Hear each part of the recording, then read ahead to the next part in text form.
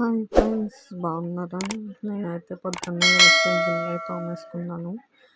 లోపల మా ఆయన ఏదో టీ పెట్టమని చెప్పారు. ఇంకా టీ పెట్టేశాను. టీ కాగేలోపు ఉప్మాకి రెడీ చేద్దామని ఉల్లిపాయలు పచ్చిమిర్చి తీసాను. ఇంక లోపల టీ కాగిపోయింది. మా పిల్లోడికి మా ఆయన గారికి టీ పోసాను. టీ పోసి మా ఆయన గారికి మా పిల్లోడికి ఇచ్చేసిన తర్వాత ఉల్లిపాయలు కోస్తున్నాను. ఉప్మాకి రెడీ చేద్దామని ఇంకా ఉల్లిపాయలు పచ్చిమిర్చి కోస్తున్నాను. లోపల పొయ్యి మీద దాకా కూడా పెట్టేశాను. అది హీట్ ఎక్కేలోపు కోసేసాను. తర్వాత ఆయిల్ వేసుకొని ఇంకా వేరుశనగుళ్ళు వేసుకొని అవి వేగిన తర్వాత తాలింపులు కూడా వేసుకున్నాను. అవి కూడా వేగిపోయిన తర్వాత ఉల్లిపాయలు కరివేపాకు వేసుకొని కాసేపు మగ్గనిచ్చుకోవాలి. మగ్గిన తర్వాత ఎసరు పోసుకోవాలి దానికి సరిపడ్డట్టు. ఎసరు పోసుకున్న తర్వాత ఒక మరుగు వచ్చేలాగా పెట్టుకోవాలి మూత వేసుకొని. తర్వాత మరుగు వచ్చింది. తర్వాత దానికి ఉప్పు సరిపోయిందో లేదా చూసుకోవాలి. ఫస్ట్ ఉప్పు చూసుకున్న తర్వాత సిమ్లో పెట్టేసుకోవాలి. సిమ్లో పెట్టుకొని వేసుకోవాలి, లేదంటే ఉండకట్టేస్తుంది కదా. ఈలోపు రవ్వ పురుగు పట్టింది ఎలా ఉందో చూసుకొని మంచిగా చూసుకొని పెట్టుకోవాలి.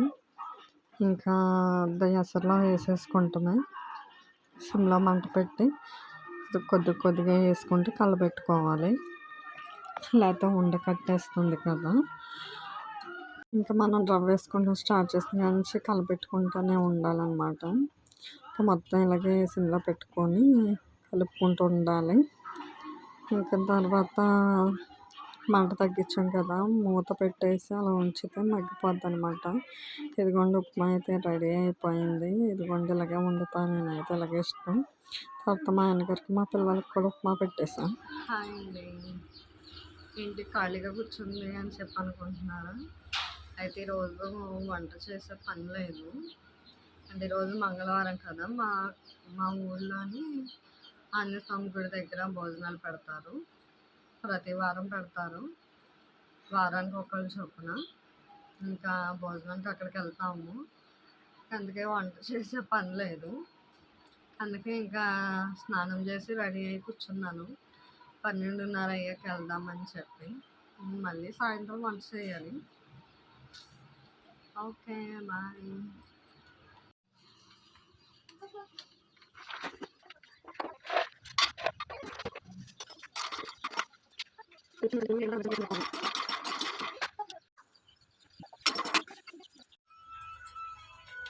ఇప్పుడు వేరుశనగుళ్ళు వేగినాయండి. కొద్దిగా నూనె వేసుకొని పచ్చిమిర్చి ఫ్రై చేసుకున్నాము.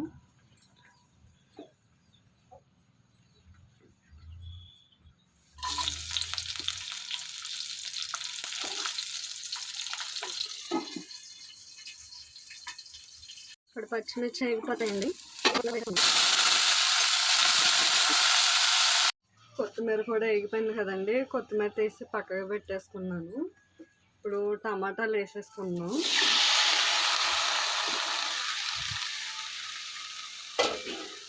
టమాటాలు కొంచెం మెత్తపడేదాకా మగ్గ పెట్టుకోవాలి.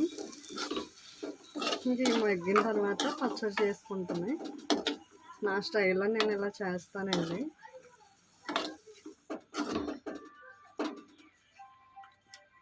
టమాటాలు మగ్గేటప్పుడే కొద్దిగా చింతపండు కూడా వేసుకొని మగ్గి పెట్టుకోండి. ఇంకా తర్వాత కలబెట్టేసుకొని ఇంక ఇవి వాటర్ అంతా పోయేదాకా మగ్గేదాకా ఉంచుకున్నాము. తర్వాత ఇదిగోండి టమాటాలు వేసాం కదా, టమాటాలు కూడా దగ్గరికి అయిపోయి మగ్గిపోయినాయి. ఇదిగోండి ఇంక ఇలా ఉన్నప్పుడు కట్టేసుకొని చల్లారి పెట్టుకుంటున్నాయి. ఇవి చల్లారాక అప్పుడు గ్రైండ్ చేసుకోవాలి, మిక్స్ చేసుకోవాలి. కట్టేస్తున్నాను. చల్లారాక పచ్చడి చేద్దాం. ఇదిగోండి టమాటాలు అయితే చల్లారిపోయినాయి. టమాటాలు మిక్సీ జార్లోకి వేసేసుకుందాం.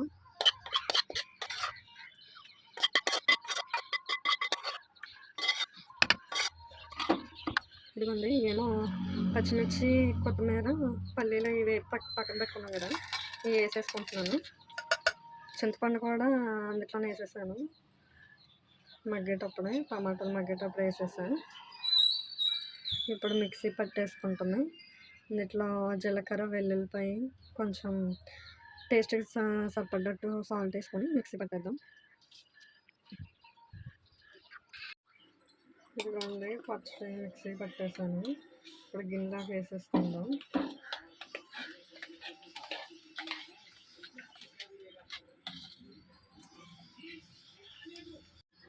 ఇదిగోండి గిన్నెలోకి అయితే వేసేసుకున్నా చట్నీ. ఇదేనండి నా స్టైల్ కొత్తిమీర పచ్చడి. నేను అలాగే చేస్తాను.